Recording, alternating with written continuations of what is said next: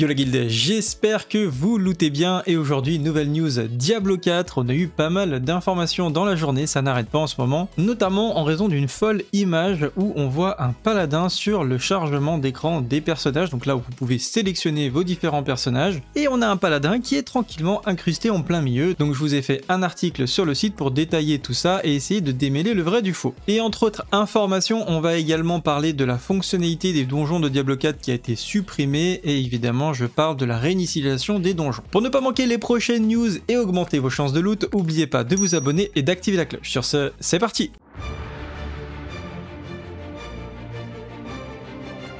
Juste avant de commencer, je vous rappelle qu'il y a deux choses qui peuvent potentiellement vous intéresser. Déjà, il y a un giveaway d'une édition Ultimate disponible sur le Discord. Donc il y a juste à vous connecter dans le Discord qui est en description et vous inscrire sur le giveaway. Et j'ai également ouvert le recrutement pour mon futur clan de Diablo 4. Et également, vous avez toutes les informations sur Discord pour postuler. Donc pour commencer, eh bien, c'est cette image que j'ai découvert ce matin. Ça fait plusieurs jours qu'elle tourne apparemment sur les réseaux sociaux où on voit comme ça un paladin, ma foi, pas trop mal incrusté dans le décor de l'écran de chargement des personnages. Et honnêtement, c'est vrai que sur le coup, déjà, je me suis dit, c'est incroyable, ils vont mettre le paladin, c'est trop bien, etc. Et après, c'est vrai qu'il y a quelques petits détails qui m'ont fait tiquer. Et même si je pense que, honnêtement, il y a des très fortes probabilités que Blizzard intègre la classe du paladin dans Diablo, parce que déjà, on voit que depuis le début, il s'inspire énormément de Diablo 2, hein, pas que, mais vraiment, en partie, on sent que c'est une grande force d'inspiration suite quand même au succès de Resurrected. J'étais pas spécialement choqué de voir une fuite avec un écran de chargement qui inclut le paladin. J'avais vu pas mal de vidéos spéculatives, notamment à cause de ce fond d'écran, donc il y en a plusieurs avec plusieurs personnages, et dans celui-ci,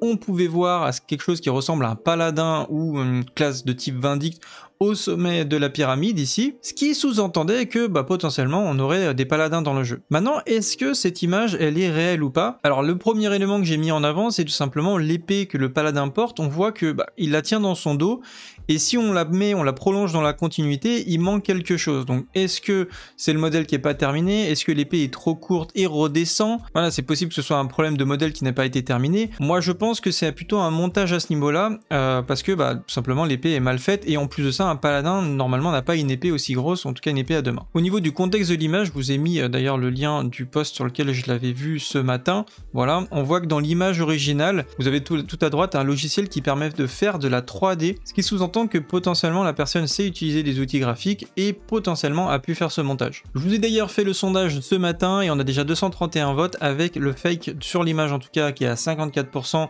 et 46% qui pensent que c'est réel quand même. Donc vous semblez quand même très mitigé par rapport à la véracité de cette image, donc je vous laisse me dire en commentaire ce que vous en pensez. Pour ma part, je pense que cette image est un fake, mais que le paladin devrait arriver. Est-ce que ça sera sur un DLC payant ? Je ne sais pas, je ne l'espère pas. J'espère que ça sera simplement un patch et que la nouvelle classe sera incorporée dans le jeu, évidemment. Ensuite, on revient sur la fonctionnalité des donjons qui ont été, tout simplement, la fonctionnalité qui a été supprimée, à savoir la possibilité de ne plus pouvoir réinitialiser les donjons. Et Blizzard, au vu du nombre de réactions par rapport à ce sujet-là, a commencé à poster un tweet et devrait nous donner plus de détails au moment de la fameuse interview, donc le fameux stream qui devrait avoir lieu le 20 avril. Il précise ici que l'équipe de développement est consciente de l'importance de cette fonctionnalité pour les joueurs et étudie actuellement des solutions alternatives comme la possibilité de limiter le nombre de réinitialisations de donjons consécutifs, un petit peu comme World of Warcraft pour ceux qui jouent, vous pouvez réinitialiser un donjon 5 fois par heure. Personnellement sur le coup ça m'a un petit peu choqué parce que c'est vrai que j'avais commencé à regarder un petit peu des streams de Diablo 3 pour me souvenir et comprendre un petit peu comment s'articulait le endgame de Diablo 3, et c'est vrai que sur le peu de streams que j'ai pu voir, tout le monde utilisait cette fonctionnalité, il sortait, il rentrait, il sortait, il rentrait. Donc je comprends que ce soit vraiment au cœur du jeu pour accélérer le farming, etc.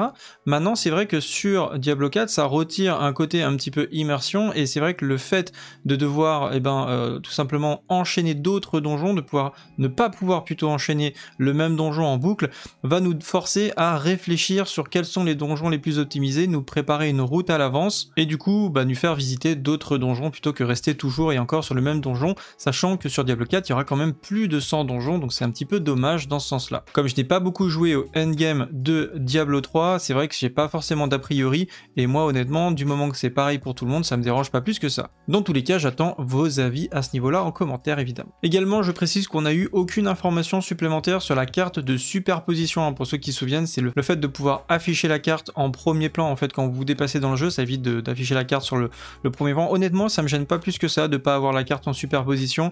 Par contre, ce qui pourrait être bien, c'est que notre personnage continue d'avancer quand on ouvre la carte dans la direction dans laquelle on avance, en fait, parce que s'il faut fermer la carte, recliquer, ouvrir la carte, etc.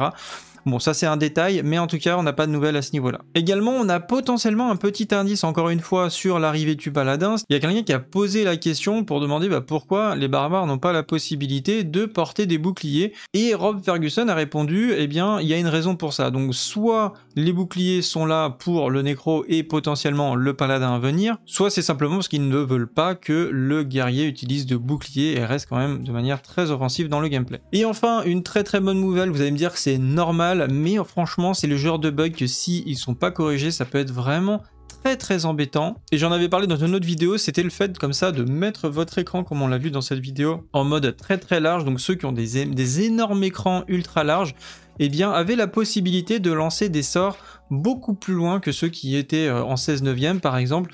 Pourquoi? Parce que le sort de téléportation, eh bien, ne dépend pas d'une distance, il va dépendre de là où vous pouvez cliquer. Ce qui fait que plus vous pouvez cliquer loin, et plus vous pouvez vous téléporter loin. On aurait pu imaginer même des personnes qui arrivaient encore à augmenter artificiellement la taille de la largeur, comme c'est le cas ici, il le fait sur son écran parce qu'il n'a pas d'écran, donc il va écraser le jeu, et vous voyez, il se téléporte sur une distance qui est relativement grande, et quand il refait le test un peu plus loin avec tout simplement l'écran en mode normal, eh bien il va aller beaucoup moins loin. Regardez, il va faire le test, voilà. Et donc ça voudrait dire que en PVP, parce qu'ils en ont parlé en PVP, mais en PVP comme en PVE, parce que vous avez une dimension de rapidité pour faire vos runs, si vous n'aviez pas l'écran assez large, vous pouviez perdre du temps potentiellement ou être moins performant et être plus efficace pour lancer vos sorts à distance en PVP. Et donc Blizzard a répondu à ce niveau-là qu'ils n'avaient pas précisé dans le patch note, mais qu'ils avaient ajusté un certain nombre de capacités pour que leur distance maximum